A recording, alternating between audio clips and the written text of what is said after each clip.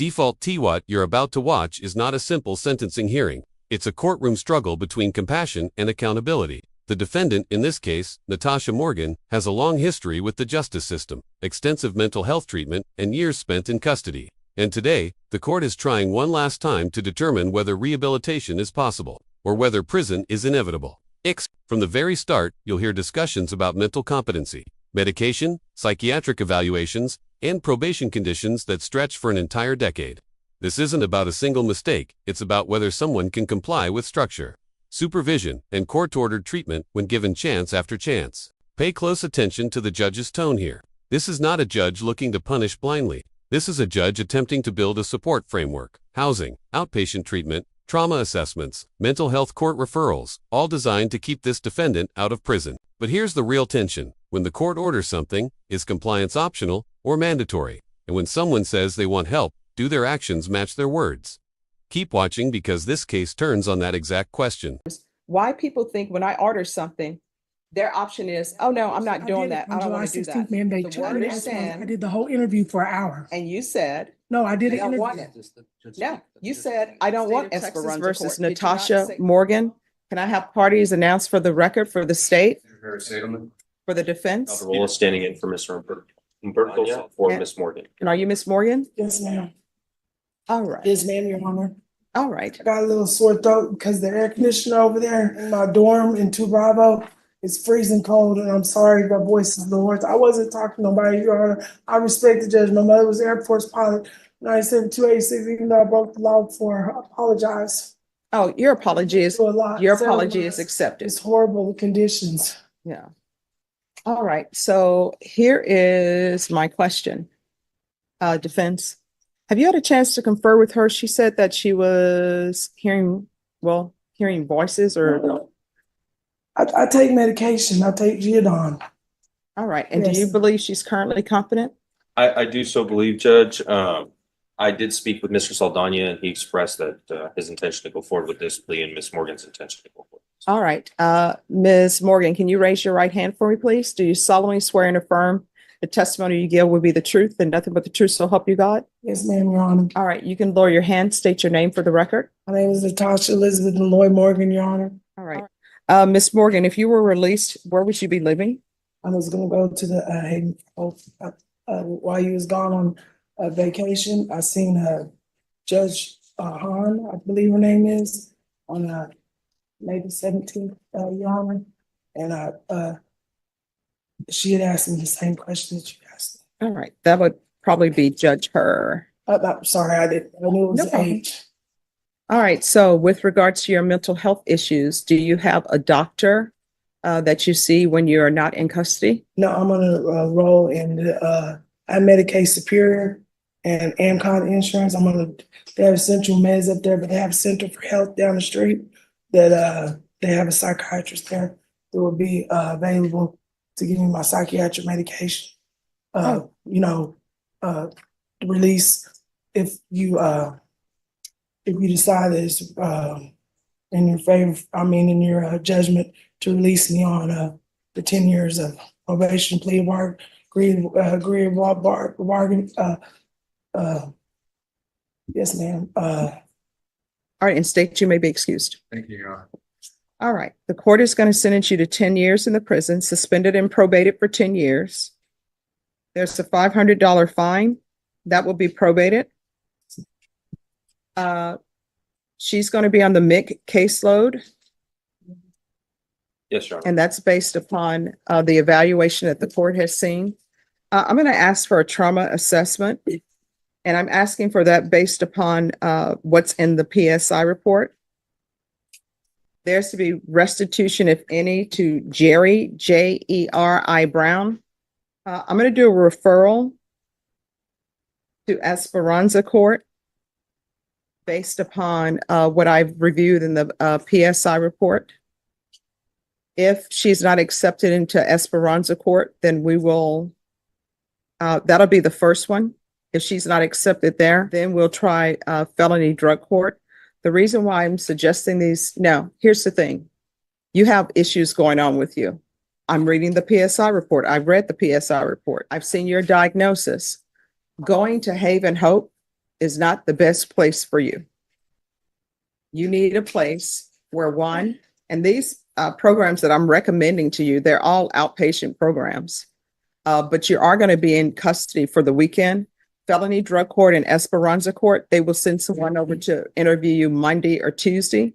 And if you're accepted in those programs, you'll probably be released on Wednesday and you'll be released to be in their program.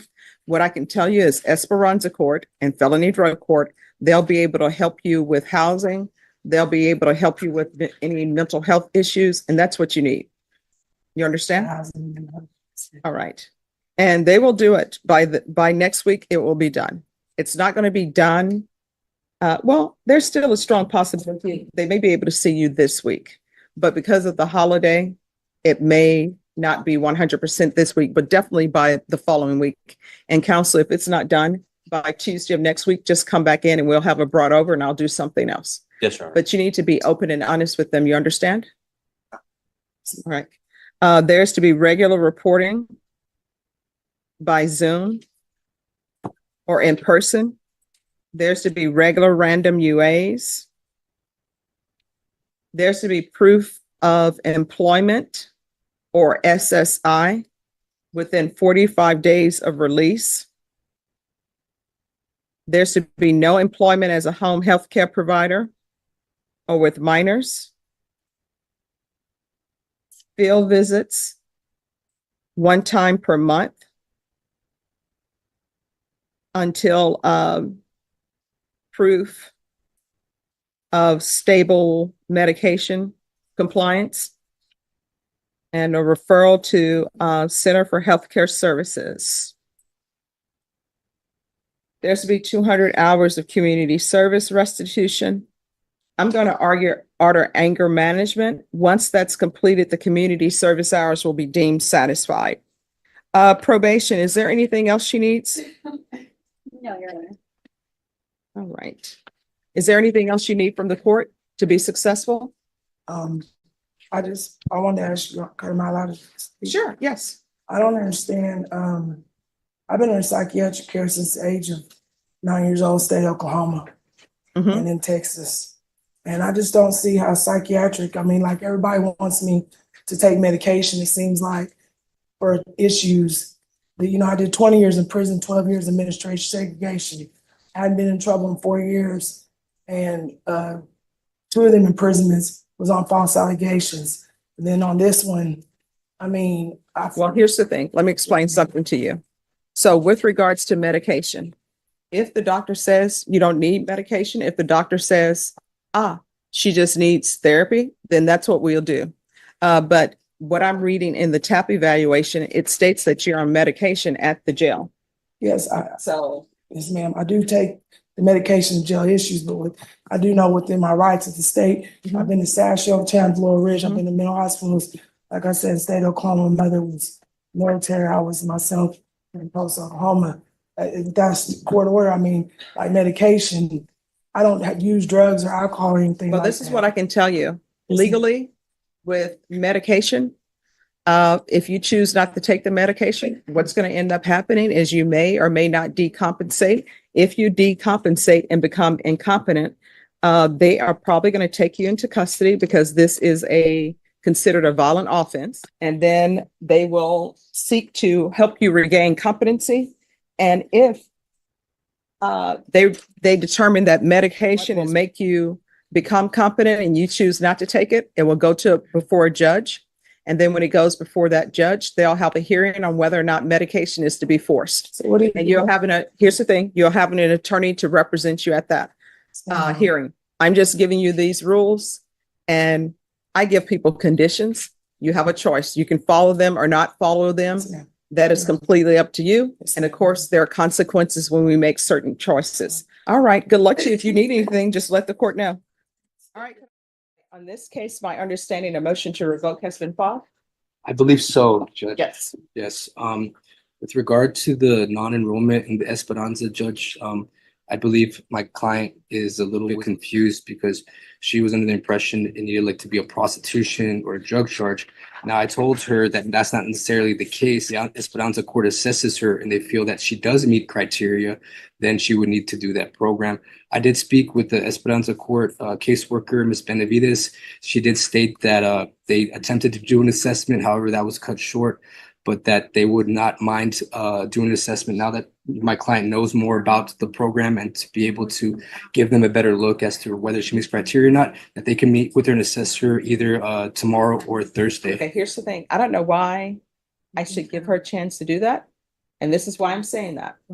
When we were here on July 2nd, here we are in August, I ordered that she was to be assessed by a Esperanza court. I don't know why people think, and I'm speaking in general terms, why people think when I order something, their option is, oh no, I'm not doing that. I don't want to do that. The word I received back from Esperanza court, I believe, is she didn't want to do it. She'd rather. This is the pivotal moment in the entire hearing. Everything up to this point has been about opportunity, and everything after this becomes about consequences. The judge is no longer debating treatment options. She's addressing non-compliance courts. Don't revoke probation because someone struggles. They revoke probation because someone refuses to follow orders.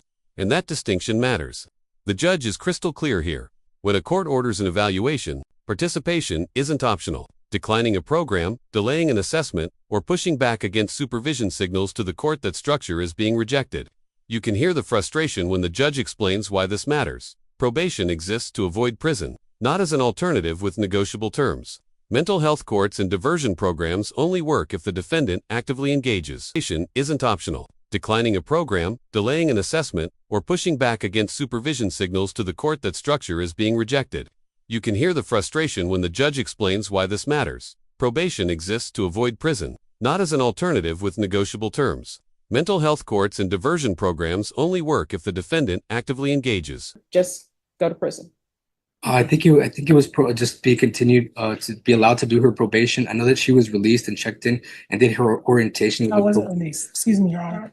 Please have permission to speak, Your Honor. Sure, you can speak. You can explain to me why you didn't follow the On July 16th, ma'am, when I seen you July 2nd, I've been over here 11 times.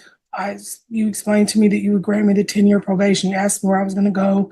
You said you wanted Esperanza. I have the probation papers in my dorm that you wanted me to go to Esperanza Drug Court, Your Honor. On July 16th, I was pulled out. I'm not, like I said, I was Corpus Christi area when I was arrested, when I did my 20 years of prison. I'm not aware of the San Antonio Drug Court, never been to it. No, but here's the thing. I did it on July 16th, ma'am. They took me to Understand. Esperanza. I did the whole interview for an hour. And you said, No, I did I an don't want interview. it. No, you said, I don't want Esperanza court. Did you not say, counsel? Judges, I will tell you this. There's a motion to revoke that's been filed.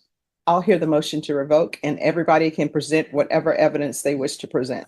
Your Honor, if she does not meet criteria, then she would not be able to do the program as well. And that's what we believe is that she does not meet criteria for the No, program. she said, my understanding is, and this is from probation, that she did not want to be in Esperanza court. So this is what we're going to do. We are going to have a hearing on the motion to revoke.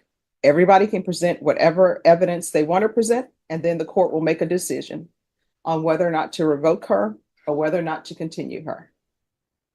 And Mr. Munoz, I'll give you time because I know you've been appointed to the case. So I will give you time. We can set it for a contested hearing. And if it's not contested, then it's not contested. Correct, Judge. And if you want to bring people from Esperanza Court to come over on her behalf, I'm willing to hear it. All right, Ms. Ferguson, on this case, can you recall it in 3 weeks, please, for a contested? All right, September 12th, counsel? Yes, Your Honor, that will work. I imagine that the CLO has a copy of the motion to revoke for me. Yes. Thank you, Your Honor. All right, thank you. So we'll be back on September 12th for a contested. All right, thank you, Your Honor. You're welcome. Hello, good morning. Good morning. Ms. Abrams?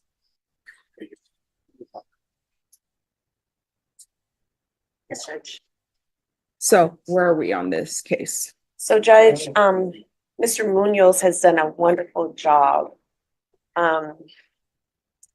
coordinating And with I the smile at that because I knew you were always gonna does. say that. He always He always does. does, right? Thank you. I'm coordinating with the PICU unit, and I made a couple of phone calls to Crosspoint, and they have accepted, approved, ready to go with Miss Morgan if the court allows. She has been approved for housing with them. They have agreed to ensure that she is on her medications, and in conjunction with the Center for Healthcare Services. I would ask that we put her on the mental health unit to be supervised with probation, and so forth. She was not eligible for Esperanza Court. She was not eligible for drug court. And I think at this point, this is the best place for her. All right, State. Judge, my understanding is that she was accepted into Esperanza Court. I think this may be the next best option that we have available. So are you all withdrawing the motion and alternating amending conditions? Yes, Judge. All right. No, So is this what you want? Yes, ma'am. I wanted you to do better, Your Honor, and be a productive member of society. I wanted to say to you, I owe you an apology. I was angry. July 16th was a hard day for me. I have been through a lot of trauma in my life, but I know I don't want to die in prison or go back to the prison. I want to do the best I can to be successful in life. I still have children. I have a 13-year-old, 24-year-old, 27-year-old grandchildren. And I owe you an apology for getting angry and saying I was angry, and I've been wanting to take anger management, and I'm going to take anger management and comply with all orders of probation department and the orders that you've written. All right, well, apology accepted. And this is what people don't understand, and it's a hard thing to do. And, you know, I'm constantly growing. Nobody's perfect. Everybody's constantly growing. And I will tell you what I've learned to do, and I have to constantly remind myself to do it. If I see an email and I'm upset by the email, I don't respond to it right away. I'll respond to it the next day. And so that's what you should probably practice, responding the next day, because then you can perhaps take a step back and look at things objectively. So that's my 2 cents. Yes, ma'am. That's a Well, really good tip. actually, not my 2 cents. That's at least $1. That's a really good tip. Yeah. It's hard to do, but if you do it, you'll find out that it's better for you. Because once you said something, you can't take it back. And there's never been a regret, I don't believe, where you regret that you didn't send an email right away, you know?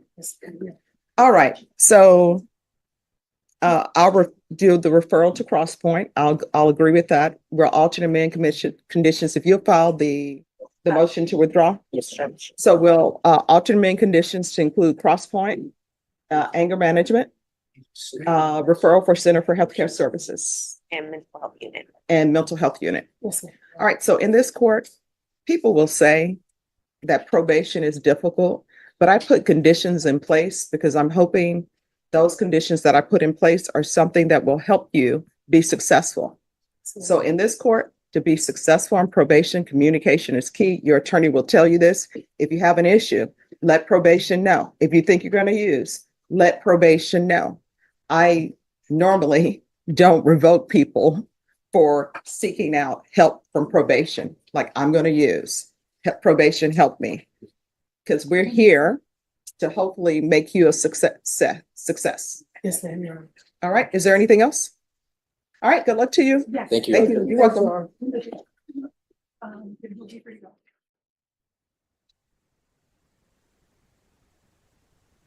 And are you Natasha Elizabeth Morgan? Yes, ma'am. Your Honor. All right. Did you review the motion to revoke community supervision with your attorney? Did you understand it?